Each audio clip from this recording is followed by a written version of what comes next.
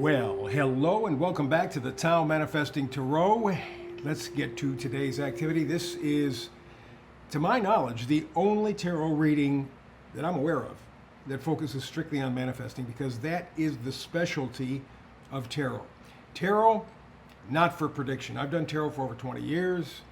I have not found myself or anybody else be able to forecast with any kind of integrity whatsoever. It's kind of hit or miss, more miss than hit, but that's not the intention of tarot. Tarot is meant as a potential significator. In other words, it's all about potential. Tarot shows you the energy, it's in the cards. You should get a good, clear explanation of what the energy entails so that you can then take this energy and see how it applies to your life. That's critical, that's important, that's vital, that's essential. And that's often missed. They just keep tossing out cards. Oh, it could mean this does this and that does that and that. By the time you're done with the reading, you don't know where the hell you're going. You don't know what you're supposed to do. This will not do that. In very short order, in a very tight read, I will tell you what the energy is. You see if it applies to your life. Most of the time, it will not hit you between the eyes. There will be parts and pieces of it that you can pick up. But it won't apply to everybody because not everybody is in the same frequency at the same time. So, by the way, astrology, I've done that for over 50 years. Astrology is not predicting, it is knowing cycles. And if you know cycles, then you take the planetary activities and you begin to extrapolate. And again, even with the best of the best of the best of the best of astrologers, and I don't consider myself anywhere near that category, they still can't predict with specificity. There are just too many choices, too many possibilities. We do know it's effective. We can see by the tides, we can see by people's moods. And in fact, there was a study back in the 1950s and followed up, I think, all the way through the 90s, where a scientist determined that the planets did impact earthquakes. And he proved it, virtually 100%.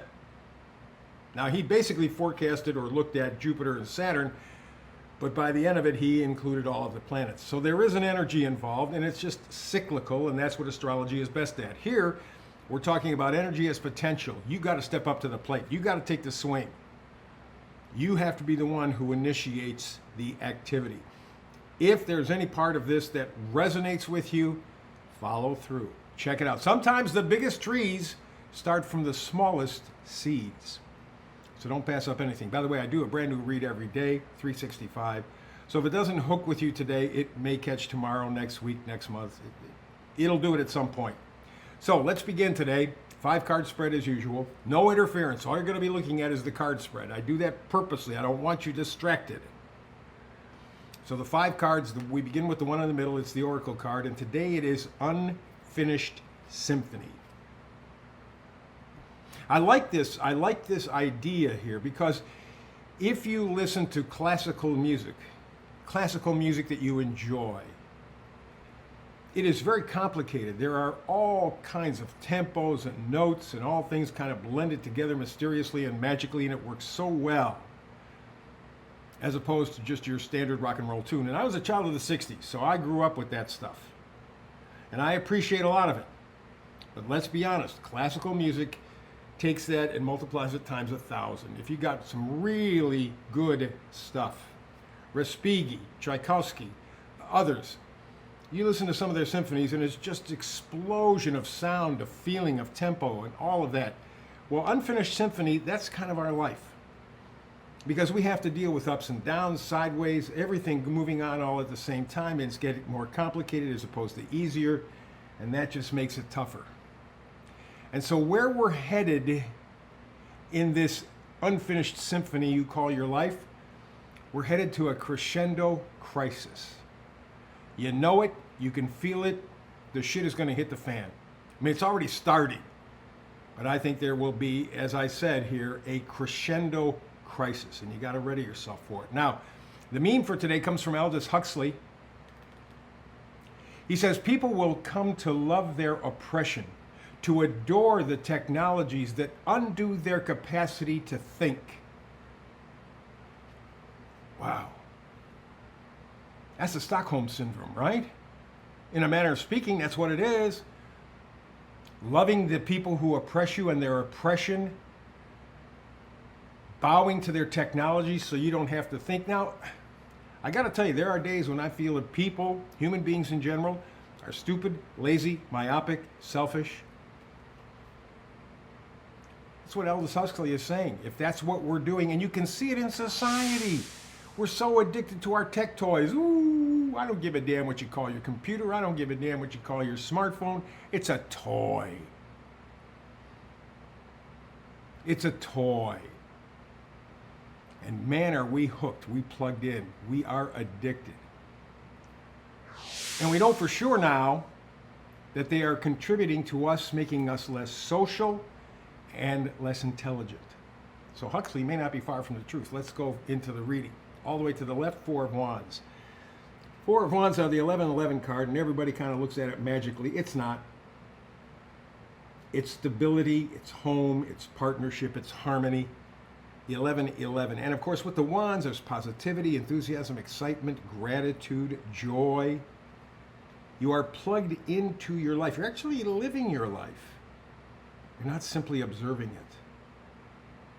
So the Four of Wands says you're looking for some balance. You're looking for some harmony. Maybe even stability. Next card over, we go to the Knight of Cups.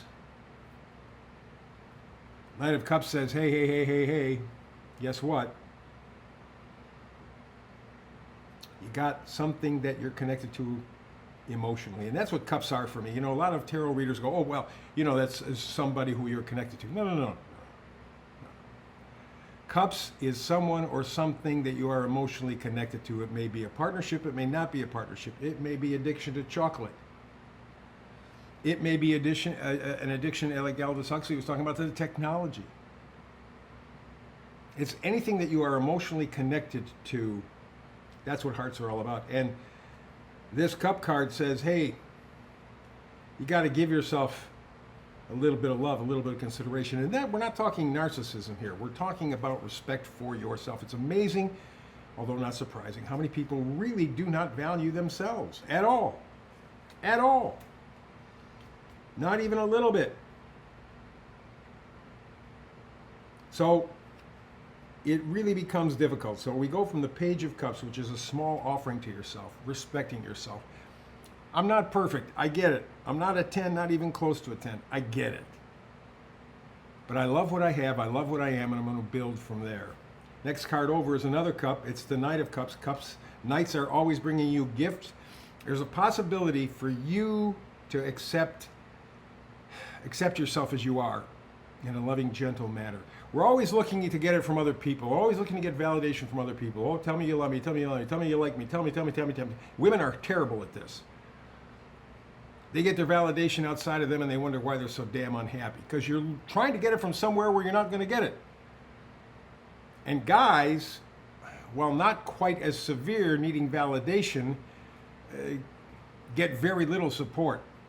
So it's basically whatever they can give themselves. And they're struggling with that as well. So what we're dealing with here is when we're talking about this unfinished symphony called your life, and we're talking about this pending crescendo crisis coming, one way to fight that, love and respect yourself in a healthy way, positive way. A way that empowers you without taking anything away from anybody else. And in fact, maybe even uplifts them. And the final card is a great way to end the reading, Sun card. Sun, of course, is always considered to be one of the favorites. I happen to prefer the Fool, but the Sun is still worth pretty good stuff. And it talks about illumination, clarity, vitality. The Sun is this realization that, yeah, you know what, even though I'm not perfect, doggone it, I'm still a child of God, and I'm going to treat myself like it. In so doing, treat others like it as well. The Crescendo Crisis coming up. Prepare yourself. That's the tarot read for today. Between now and the next time you and I get together to do tarot, peace and blessings.